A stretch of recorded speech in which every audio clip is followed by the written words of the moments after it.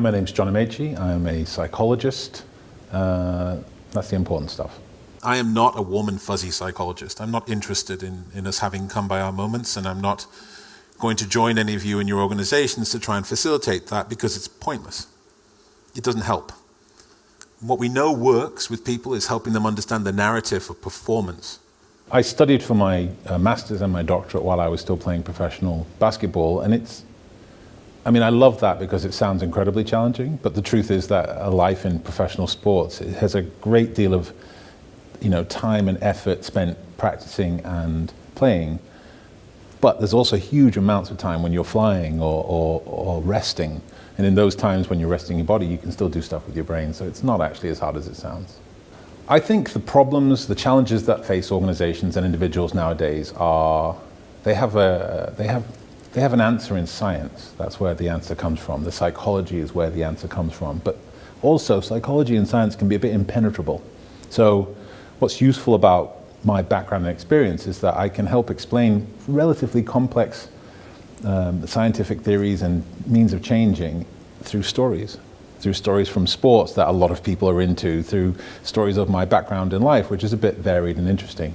And that way, really complex ideas can be translated in a way that everybody can grab hold of them and take them. People are talking a lot about diversity, cognitive and otherwise right now. And it's mostly because we realize that it's a route to performance.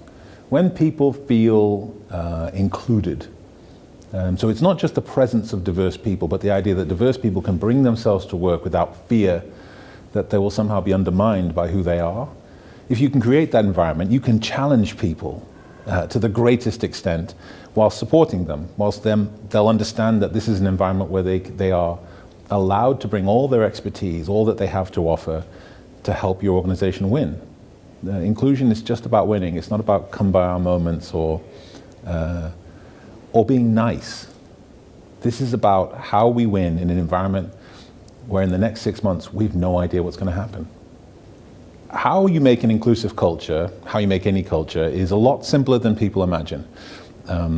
A couple of ways we get it wrong. We think that inclusive cultures, or any culture, is about policy and procedure. It's about regulation. And whilst those are important, they're like the skeleton in a body. But the shape of the body, the flesh on the body, is really about the decisions of individual people within your organization and how vigilant they are. How careful we are with each other. If you want to make an inclusive environment, it's about the individual choices. People make choices, choices make culture. You make inclusive choices every day, your culture will be inclusive. So it's really that simple.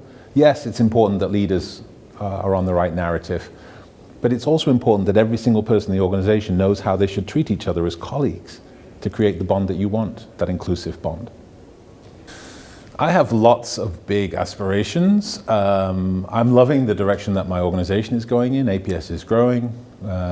Somehow we're managing to find weird, wonderful, and different people who want to come and work with us. And I love the intellectual challenge of that and the ability of this odd collection of people to solve other people's problems is amazing. I want to keep doing that for as long as possible until my team won't have me anymore.